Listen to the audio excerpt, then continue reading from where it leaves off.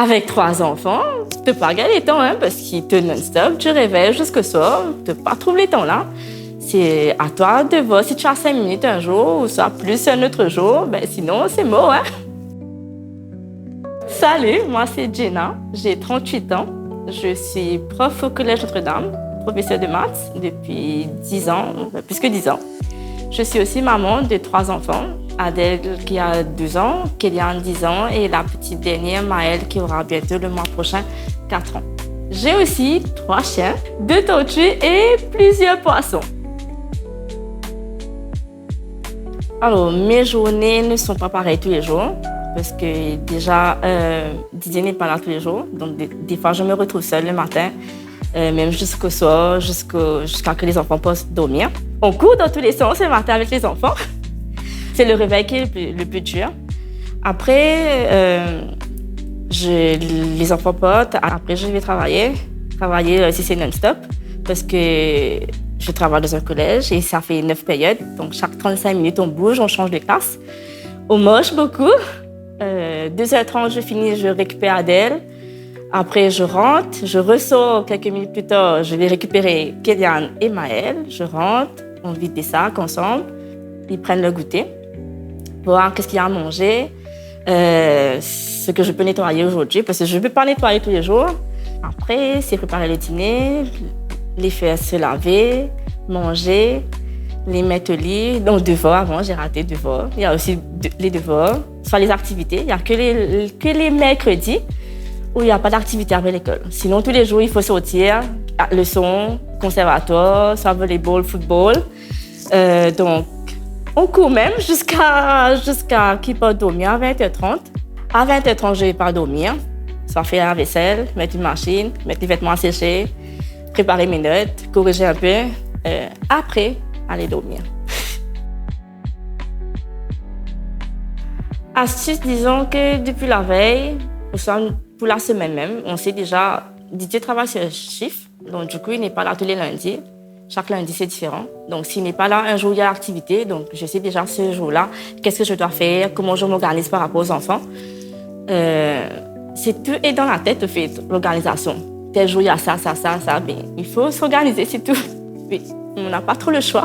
Ce qui m'aide beaucoup, c'est que j'ai aussi mon permis. Donc, depuis que j'ai eu Kéliane, au fait que j'ai réalisé, je ne voyais pas l'importance d'avoir mon permis. Parce que Didier était là, donc c'est lui qui nous emmenait partout.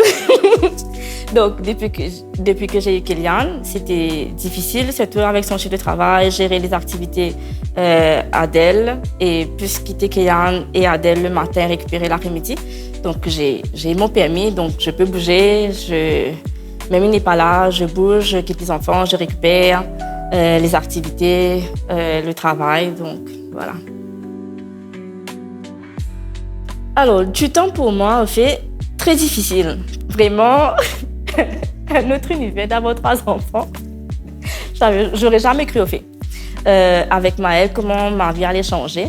Ouais, c'est vraiment différent. Vraiment, vraiment différent. En plus, après 6 ans que j'ai eu la dernière, retomber dans les couches, retomber dans la routine, les nuits blanches. Très difficile au début. Mais au fil du temps, surtout avec les grands qui grandissent, aussi, qui me donne plus d'aide, beaucoup plus d'aide au niveau des corvées à la maison. Adèle, elle m'aide le matin, même dans les... enfin, les deux, au fait. Les deux. Même la petite, elle range ses affaires bien. L'après-midi, quand on rentre, elle vide son sac, elle met là-bas. Donc, elle retire ses chaussures. Quand on a fini de se laver, elle range ses affaires, sa serviette. Donc, elle est très rangée. J'ai beaucoup de chance par rapport à ça, par rapport à mes enfants. Donc, du temps pour moi, c'est maintenant que je commence à prendre un peu pour moi. Surtout quand j'essaie de me réveiller tôt. Je me réveille tôt, mais je ne sors pas du lit. Donc, prendre ce temps-là pour moi, quand tout le monde dort, et apprécier le silence le matin. Et apprécier le silence quand il dort.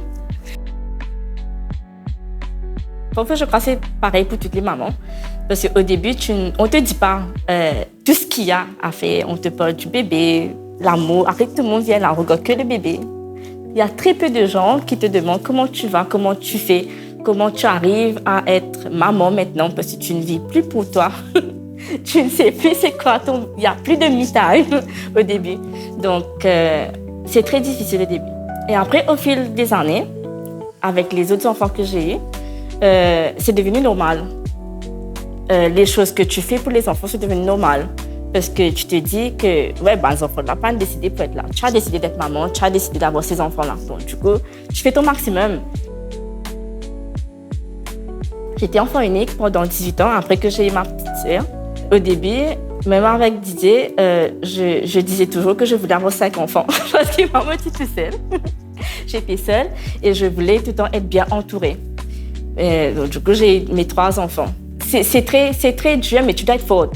Tu dois être très forte pour pouvoir t'organiser, pour pouvoir être là pour eux, faire ton maximum pour eux. Et malade, pas malade, te vous êtes là. Vous êtes débrouillé, tu n'as pas le choix.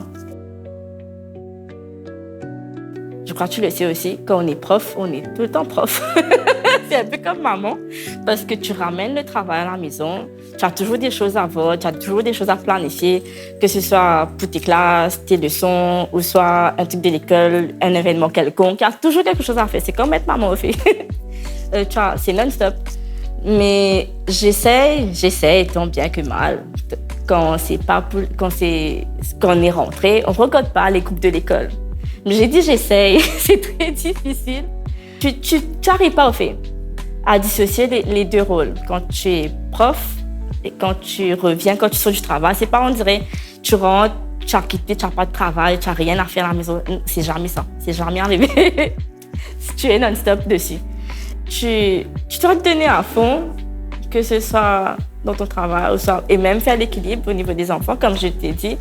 Les enfants n'ont pas choisi d'être là. Tu dois faire ton maximum pour eux. Tu ne dois pas t'oublier non plus, définitivement. Mais pour moi, ça reste primordial. L'objectif avant tout, c'est les enfants.